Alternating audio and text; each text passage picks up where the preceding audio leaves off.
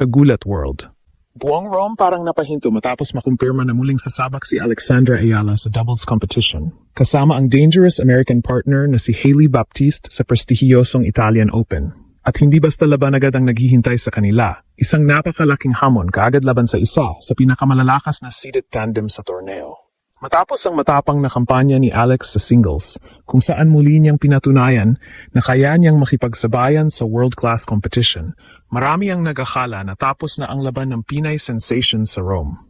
Pero biglang dumating ang kumpirmasyon na nakapasok sila ni Baptiste bilang alternate sa women's doubles main draw matapos ang withdrawal ng ibang pares.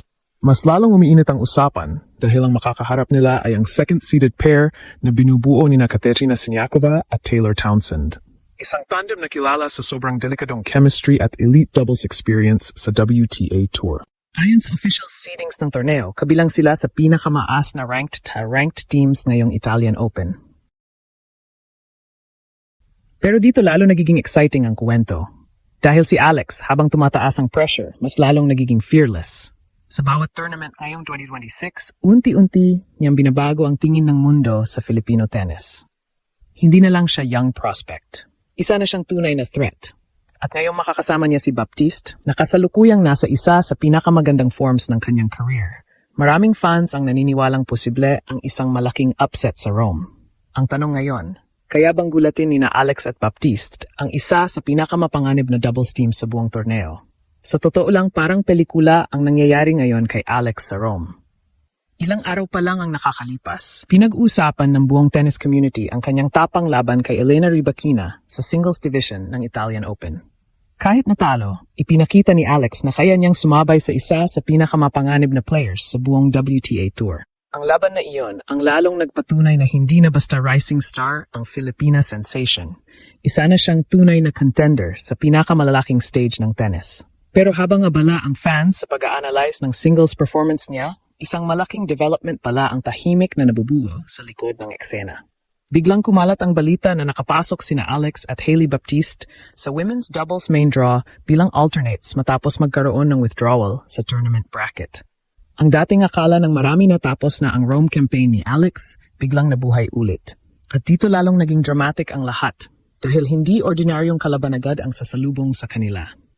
Ang makakatapat nila ay ang second-seeded tandem ni Katerina Siniakova at Taylor Townsend. Isang duo na kinatatakutan sa double circuit dahil sa kanilang experience, net dominance at elite-level chemistry. Si Siniakova mismo ay matagal nang kinikilala bilang isa sa pinakamahusay na doubles specialist sa mundo. Samantalang si Townsend naman ay sobrang explosive sa net at may agresibong playing style na kayang sumira ng momentum ng kalaban sa loob lang ng ilang rallies. Sa madaling salita, napakalaking bundok agad ang haharapin ni na Alex at Baptiste. Pero ito ang nakakagulat kay Alex nitong 2026 season. Habang mas lumalaki ang pangalan ng kanyang kalaban, mas lalo siyang nagiging dangerous. Makikita ito sa kanyang performances ngayong taon. Umabot siya sa malalalim na rounds sa iba't ibang tournaments, nagkaroon ng breakthrough wins, at patuloy na umaakyat sa global recognition ng tennis world. Kahit sa international media, mas madalas nang mabanggit ang pangalan niya bilang isa sa young stars na dapat bantayan. Dagdag pa rito, malaking bagay rin ang chemistry nila ni Baptiste. Hindi ito random pairing lang. Si Baptiste ay isa ring player na may confidence at athleticism na swak sa mabilis at aggressive style ni Alex. Papareho silang may explosive movement, fearless shot-making at willingness umatake sa crucial points. At minsan sa doubles, hindi lang ranking ang nananalo. Momentum, energy, confidence, at chemistry. Yan ang mga bagay na kayang bumaligtad ng laban kahit pa seeded favorites ang nasa kabilang side ng court. Kaya ngayon, habang tahimik na naghahanda ang Rome para sa isa na namang matinding laban, isang malaking tanong ang umiikot sa isip ng tennis fans. Ito na ba ang susunod na Alex Ayala shocker na yayanig sa buong torneo? Habang papalapit ang laban ni na Alex at Hailey Baptiste kontra sa second-seeded powerhouse tandem, mas lalong umiinit ang usapan sa social media at tennis community sa Rome. Dahil para sa maraming observers, ito na naman ang isa sa mga pagkakataong pwedeng gumawa ng career-defining moment si Alex sa harap ng buong mundo. At alam ng marami, kapag underdog si Alex, doon siya pinakadelikado. Sa papel, malinaw ang lamang ng kalaban. Sina Katerina Siniakova at Taylor Townsend ay hindi lang basta mataas ang ranking. Mga veterano sila sa doubles game. Sanay sila sa malalaking crowd, sanay sa pressure, at sanay sa mabigat na laban sa Grand Slam level.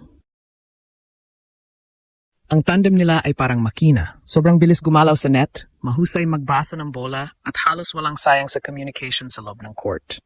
Pero may isang bagay na hindi kayang sukatin ng rankings, at iyon ay momentum. Sa ngayon, isa si Alex sa mga pinaka-pinag-usapang batang players sa international tennis. Simula nang gumawa siya ng ingay sa mga nakaraang tournaments, biglang nag-iba ang tingin ng mundo sa kanya. Hindi na siya simpleng junior champion lang. Nakikita na siya bilang future face ng Asian tennis. Kaya, kahit mabigat ang kalaban, hindi natatakot ang kampo nila Alex. Sa katunayan, maraming analysts ang naniniwalang may style advantage ang tandem nina Ayala at Baptiste kapag naging aggressive sila agad sa opening sets.